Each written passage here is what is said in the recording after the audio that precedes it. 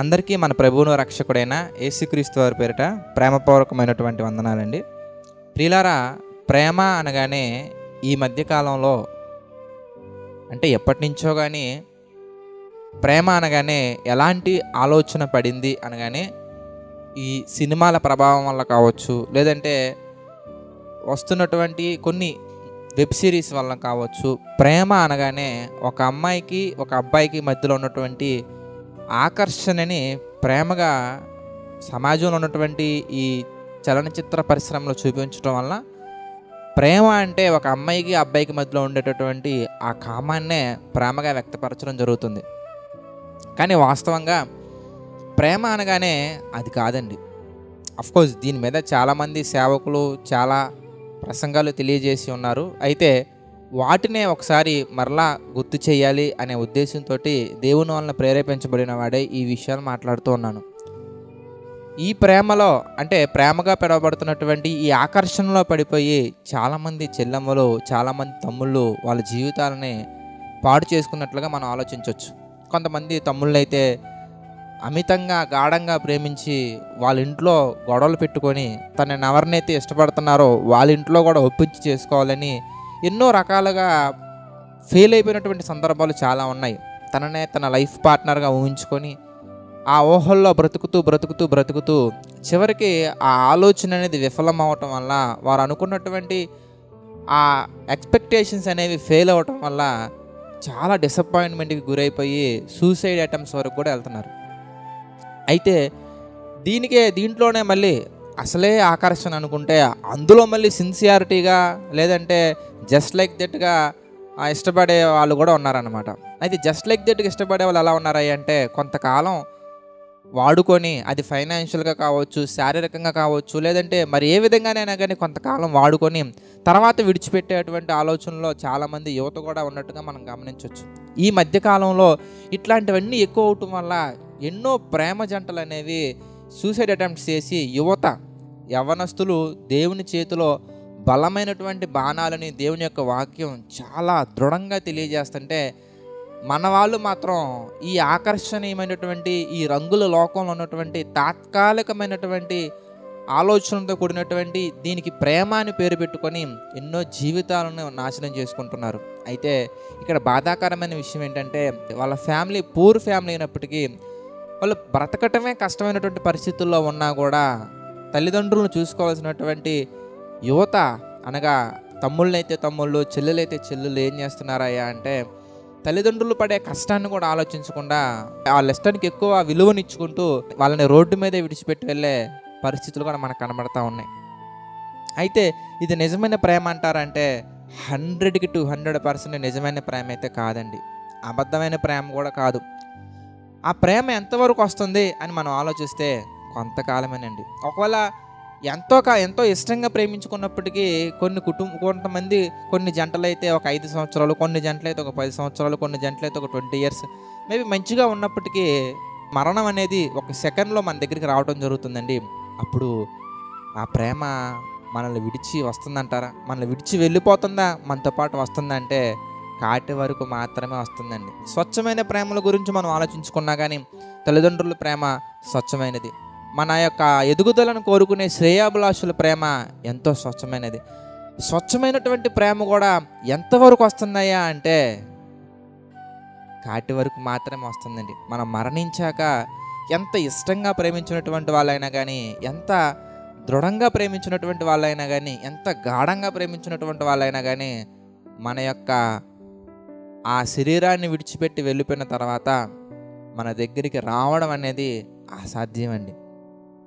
మరి దేవుని ప్రేమ గురించి మనం ఆలోచించినట్లయితే యువకుల మధ్యలో కలిగే ఆ ఆకర్షణని ప్రేమ అని భ్రమపడుతున్నటువంటి చెల్లెమ్మలు, తమ్ముళ్ళు ఒకసారి ఆలోచించండి. నీవు భూమి మీదకి వచ్చిన తర్వాత కొద్ది దినాలకే నీ కాలు కానీ చేయి కానీ ఏదైనా ప్రమాదంలో కోల్పోయి ఉంటే యవ్వన కాలంలో ఆ తమ్ముడికి నువ్వు అందంగా కనిపించేదానివా? తమ్ముడా, నీవే గనక పోలియోనో లేదంటే ఏదో ఒక రోగం వచ్చి నీవే గనక చక్కని చదువు లేకుండా, చక్కని అందం లేకుండా, చక్కని ఉద్యోగం తెచ్చుకునే తెలివితేటలు లేకుండా ఉన్నట్లయితే నీవు ఆ అమ్మాయికి నచ్చుతావు అంటావా? ఒకసారి ఆలోచించండి. ఏ ప్రేమ అయినా కానీ, ఎలాంటి ఆకర్షణ అయినా కానీ, మనం ఒక స్థితిలో ఉన్నాక మనల్ని చూసి కాదండి, మన వెనకాల ఉన్నటువంటి స్థితిని చూసి ప్రేమించే వల్ల మనకి 100కి 90 నుంచి 95% మంది ఉంటారండి. మరి దేవుని ప్రేమ గురించి మనం ఆలోచించినట్లయితే స్క్రీన్ మీద రెఫరెన్సెస్ వస్తూ ఉంటే మీరు చూడొచ్చు. మనకి నియమింపబడిన దినాలలో ఒకటైనను కాకమునిపే ఆయన మనలను చూచెను. అదే కాకుండా మన యొక్క శరీరంలో ఉన్నటువంటి ఒక్కొక్క అవయవాన్ని కూడా తానే స్వయంగా సృష్టించి మనకి ఒక మంచి ఆకారాన్ని ఇస్తున్నట్టుగా మనం గమనించవచ్చు. ఆయన ఆకారాన్ని ఇవ్వడం మాత్రమే కాకుండా మనం చూస్తున్న ఈ కన్ను, ఈ జుట్టు, ఈ తల, ఈ చేతులు, ఇవన్నీ కూడా దేవుడు మనకి కలగజేసినటువంటివే. ఇవన్నీ దేవుడు కలగజేయటం మాత్రమే కాకుండా ఏ అమ్మాయి, ఏ అబ్బాయి, ఏ తల్లి, ఏ తండ్రి, ఏ గురువు, ఏ బోధకుడు ఎవ్వరూ కూడా ప్రేమించినంత గొప్పగా మన నిమిత్తం ఒక గ్రంథాన్ని పెట్టుకొని ఆ గ్రంథంలో మనలో ఎదుగయ్యే ఒక అవయవాన్ని గురించి చాలా డీటెయిల్గా డెప్త్గా రాసుకుంటున్నాడండి. అంతేకాదు my dear brothers and sisters, నువ్వు ఒక్కొక్క అడుగు వేస్తుంటే ఆ ప్రతి అడుగును కూడా ఎంత అల్లారు ముద్దుగా చూసుకుంటున్నాడో తెలుసా దేవుడు. ఇవన్నీ నేను మాట్లాడుతున్నటువంటి ఏదో ఫ్లోలో మాట్లాడుతున్న మాటలు కాదు, ప్రతి మాట మీరు చూస్తున్నారు బైబిల్లో. ఇంతేకాదు my dear brothers and sisters, మీరు ఇంకా బాగా గమనించినట్లయితే మనం నిద్రపోయినా కానీ, మనల్ని ఎంత గాఢంగా ప్రేమించే వాళ్ళు నిద్రపోయినా కానీ మనల్ని కాపాడడానికి కునుకోకుండా, నిద్రపోకుండా తను మన నిమిత్తం ఎంతో ప్రేమతో ఎదురు చూస్తున్నట్టుగా మనం గమనించవచ్చు. అందుకే మరొక చోట మనం చూడొచ్చు, ప్రియులారా, చూడుమో నా అరచేతుల మీద నిన్ను చెక్కుకొని ఉన్నాను. ఎవరైనా కానీ మనల్ని ఒక 4 years 5 years ఎత్తుకుంటారేమో కానీ మన దేవుడు మాత్రం మనల్ని ముద్దిమి వచ్చే వరకు ఎత్తుకున్నవాడు ఆయనే. మన ఈ భూమి మీద ఉన్నప్పుడు కాదు ప్రియులారా, ఈ భూమి మీదకి రాకముందు నుంచి ప్రేమిస్తున్నాడు. ఈ భూమి మీద రావటానికి మనల్ని ప్రేమించి సహాయం చేశాడు. ఈ భూమి మీద బ్రతకటానికి మనల్ని ప్రేమించి సహాయం చేశాడు. మనం మరణించిన తర్వాత వెళ్ళబోయే లోకాలలో కూడా ఆయన మనకు ఉన్నట్టు మనకు కనబడుతుంది. చూడండి, కీర్తన గ్రంథం మనం చూస్తే ప్రియులారా 139వ అధ్యాయము 8వ వచనం మనం చూస్తే, నేను ఆకాశమునికి ఎక్కినను నీవు అక్కడనూ ఉన్నావు, నేను పాతాళమందు పండుకొనినను నీవు అక్కడనూ ఉన్నావు. దేవునికి మహిమ కలుగును గాక. మనం పాతాళానికి వెళ్ళిపోయినా అక్కడ ఉంటున్నాడండి, ఆకాశానికి ఎక్కిపోయినా అక్కడ ఉంటున్నాడండి. Wherever you go he is waiting for you, he is loving you. మరొక మాట మనం చూస్తే, అందుకే భక్తుడైనటువంటి పౌలు గారు ఒక మాట మనం రాయినట్టు మనం గమనించవచ్చు. రోమిలకు రాసినటువంటి పత్రిక 8వ అధ్యాయం మనం చూద్దామండి. రోమపత్రిక 8వ అధ్యాయం 38, 39 వచనాలు మనం చూస్తే, మరణమైనను జీవమైన తర్వాత దేవదూతలైనను, ప్రధానులైనను, ఉన్నవైనను, రాబోవునవైనను, అధికారులైనను, ఎత్తైనను, లోతైనను, సృష్టింపబడిన మరి ఏదైనను మన ప్రభు అయిన క్రీస్తు యేసు నందలి దేవుని ప్రేమ నుండి మనలను ఎడబాప నేరవని రూఢిగా నమ్ముచున్నాను. మనల్ని దేవుడు ప్రేమిస్తున్నటువంటి ఆ అద్భుతమైనటువంటి అన్లిమిటెడ్ అన్కండిషనల్ లవ్ నుంచి దేవదూతలైన, మరణమైన, జీవమైన, ఉన్నవైన, లేనివైన, సృష్టించబడనవైన మరి ఏదైనా కూడా my dear brothers and sisters, దేవుని యొక్క ప్రేమ నుండి మనల్ని ఎడబాప నేరవు. అలాంటి నిజమైనటువంటి అంచులు లేనటువంటి ప్రేమను మనం కోరుకోకుండా తాత్కాలికంగా అవసరాలుగా వాడుకునే ప్రేమకు మనం ముగ్ధులవ్వటం, తర్వాత మోసపోవటం, తర్వాత బాధపడడం, తర్వాత జీవితాలని నాశనం చేసుకోవడం అనేది చాలా బాధాకరమైంది. ఎప్పటికీ మించిపోయింది ఏమి లేదు. ఎవరి చేతిలో నువ్వు మోసపోయినా కానీ దేవుడు నీ కొరకు ఎదురు చూస్తూ ఉన్నాడు. ఒక్కసారి మళ్ళా ప్రభు సన్నిధిలో నువ్వు వచ్చి, తండ్రి నన్ను క్షమించయ్యా నువ్వు అనగలిగినట్లయితే తప్పకుండా దేవుడు నిన్ను దగ్గర తీసుకుంటాడు. ప్రార్థన చేసుకుందామండి.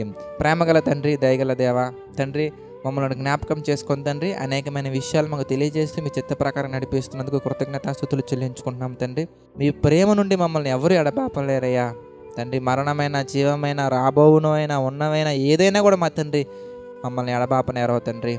నిజమే ప్రభు, ఆ ప్రేమను కోల్పోతున్న ప్రతి వ్యక్తిని మీరు జ్ఞాపకం చేసుకొని తండ్రి, మరి ఆ ప్రేమ తెలియచేయుటకు మమ్మల్ని మీరు ఎన్నుకుని నడిపిస్తుందుకు కృతజ్ఞతాస్తుతులు చెల్లించుకుంటున్నాము దేవా. ఆర్థికంగా, ఆరోగ్యంగా మా తండ్రి, మానసికంగా కృంగిన ప్రతి ఒక్కరిని మీరు జ్ఞాపకం చేసుకొని వారిని బలపరిచి మీ చిత్త ప్రకారం నడిపించిన తండ్రి దేవా. ఏదేమైనా మీ కొరకు తండ్రి నమ్మకంగా బ్రతికేలా ప్రతి ఒక్కరిని స్థిరపరచండి, బలపరచండి తండ్రి. ఈ డైలీ డివోషన్కి సహకారంగా నిలబడుతున్న ప్రతి ఒక్కరిని మీరు దీవించండి ప్రభావ. మీ చిత్తమైతే మేమందరం మరలా కలుసుకొని మీ యొక్క వాక్యాన్ని ధ్యానించుకుని ధన్యతను అందించండి తండ్రి. నమ్మకంగా యథార్థంగా పరిచయం చేస్తున్న ప్రతి ఒక్కరిని జేసీ టెంపుల్ కూడా మీరు జ్ఞాపకం చేసుకుని దీవించండి, ఆశీర్వదించండి తండ్రి. సమస్త మహిమ, ఘనత, ప్రభావాలు మీకే చెల్లించుకుంటూ మా ప్రభువును రక్షకుడైన యేసుక్రీస్తు వారి పేరటి ప్రార్థన అడిగి వేడుకొనుచున్నాము తండ్రి. ఆమెన్. అందరికీ వందనాలండి. God bless you all.